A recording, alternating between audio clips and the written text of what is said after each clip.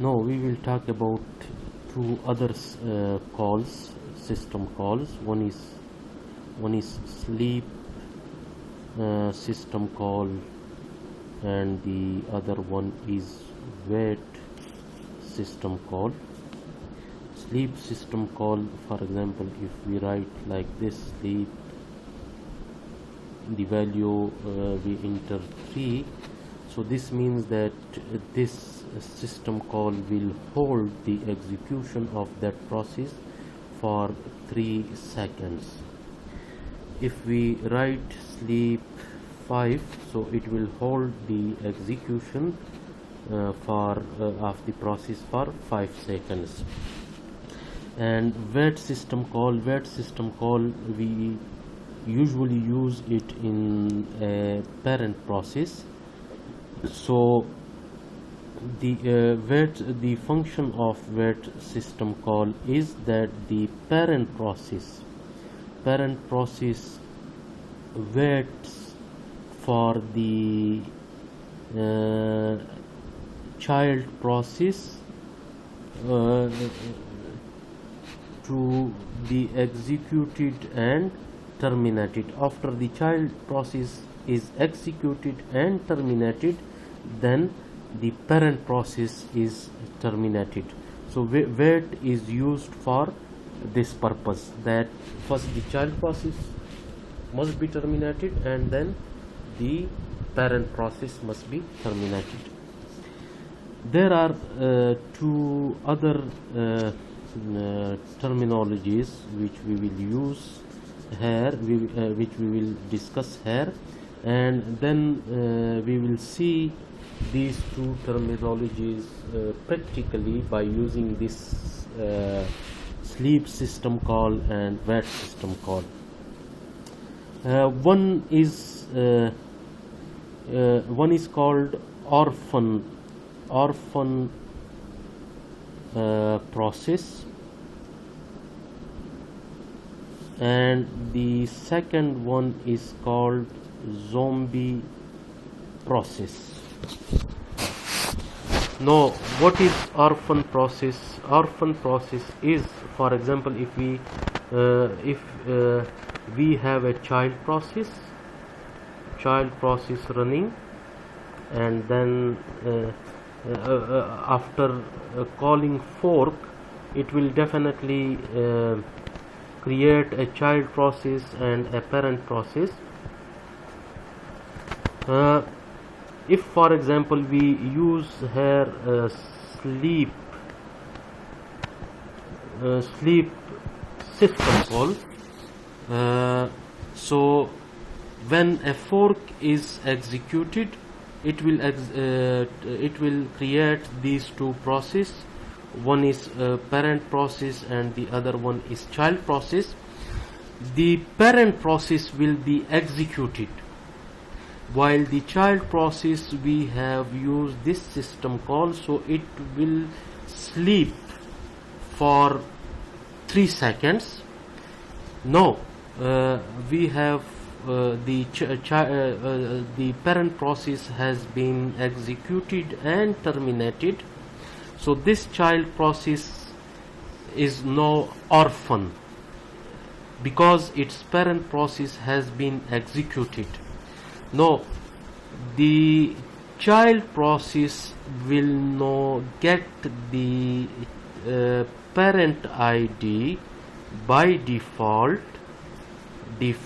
as equal to 1, which is the PID of init process, which initiates all the processes. So this child process is orphan because the parent process is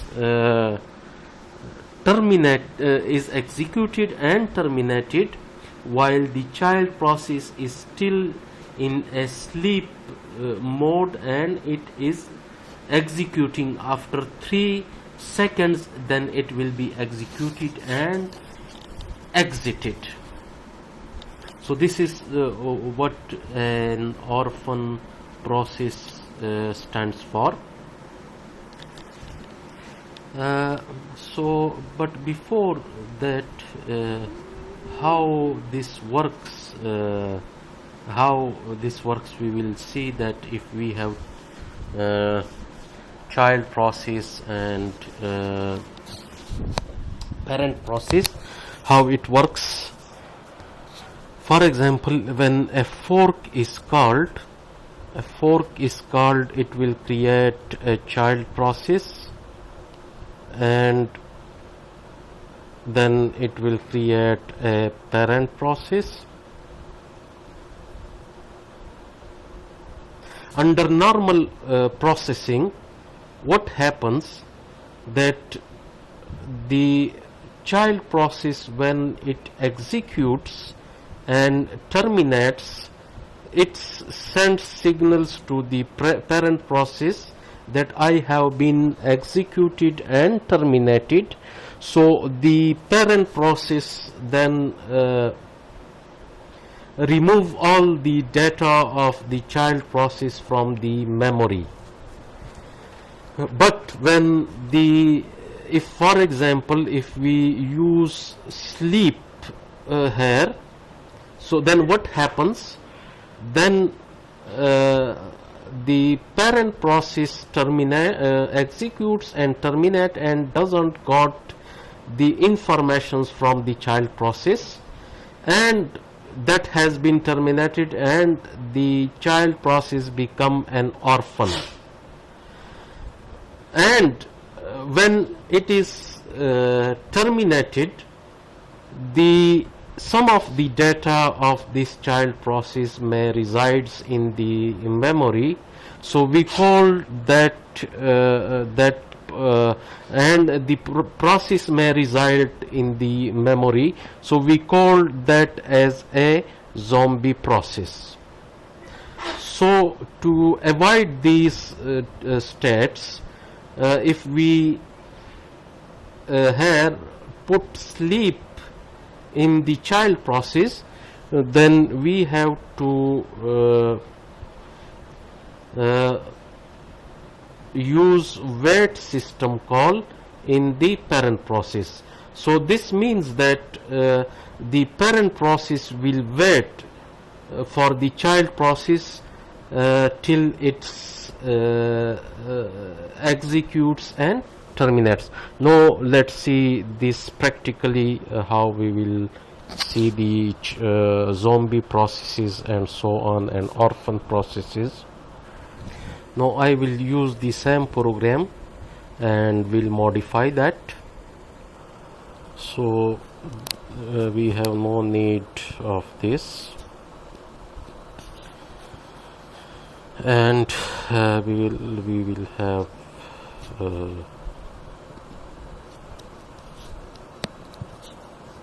delete this. So here I want to use sleep system call for, let's say, 5 minutes. Okay, so here I will run this. Let's see what happens. Okay, so here I have written sleep 5. Actually it does works where you have write it, but here I have written above on this statement. So now I will execute this program. First of all, I will save it. Now I will have to execute this program. So first I will compile it, then I will now execute this program. Now see that the parent process has been executed and the child process is now has been executed after 5 seconds. Now let's see that the parent process has been executed and terminated, and the child process has been executed and terminated. Now we will see that when the parent process of this child process is terminated, what will be the parent ID of this child process?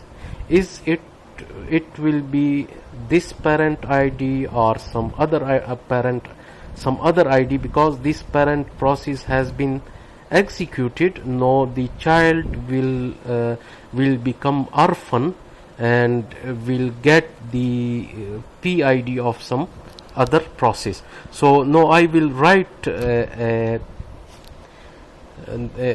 statement which will get the PID of parent process in a child process. So look it here. I will write here that what is the parent process ID in the child process. So here I will write the the parent process ID of this process after the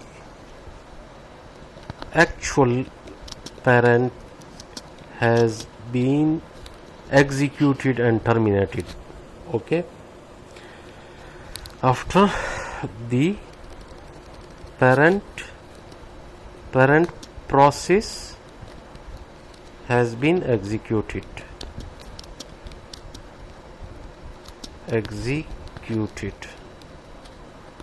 So we will get this here. We will write here what? We will write here get PPID system call, and we will hold it here the value with %d. Okay, now I will save this program and we will see what happens.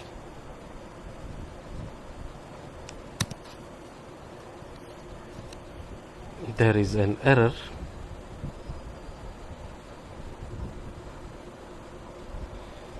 Hopefully the error will remove. Now look at this. So the parent process has been executed and terminated, and this is the child process with PID. The parent process ID of this process after the parent process has been executed is equal to 1. So this child process has become orphan and it has taken the PID of the init process. So this is what we call it as an orphan process. Now to avoid the child process to become an orphan, we will here use a wait system call.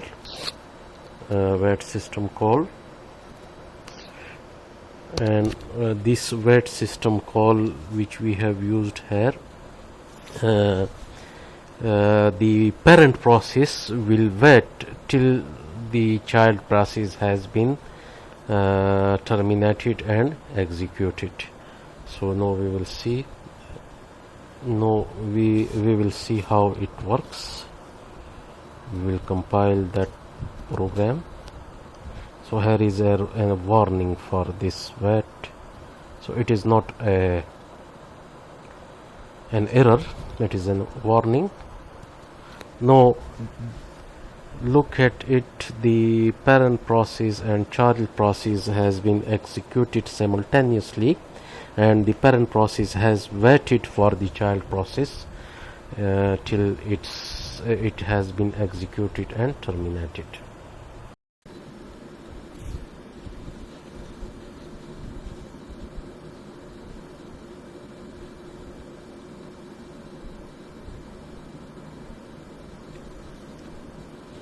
Now I will talk about the zombie process, how a process becomes zombie. We know about fork. When it is called, it creates two processes. One is child and the other one is parent. Now zombie process is created when we use a sleep system call in a parent process. For example, if we use a sleep system call in parent process and the child process is executed, and then it's sends signals about the execution and termination of the child process, but the parent process is in sleep, in a sleep state, so it doesn't get the signals, and the child process, when it is executed and terminated, but the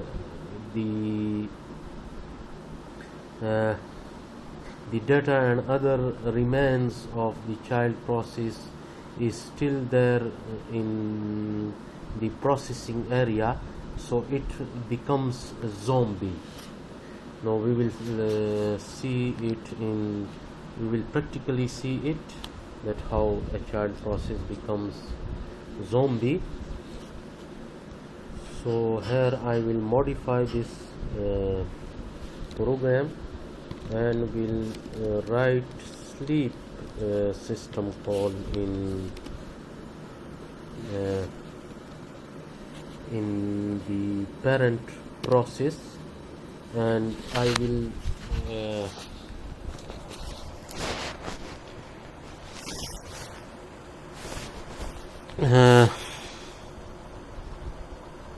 set the delay for 10 seconds, so that for 10 seconds because we will use different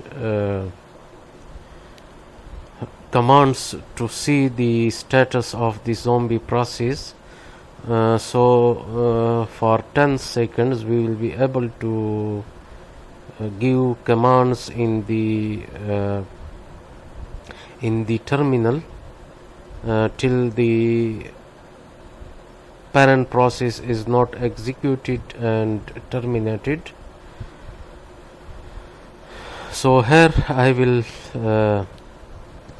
save this program, and then I will execute this program, and we will see that what happens with the child process.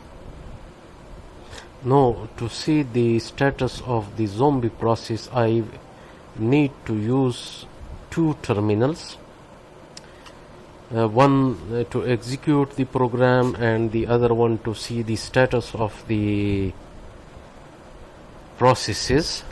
So here I will compile a program, then I will execute a program, so the program has been executed.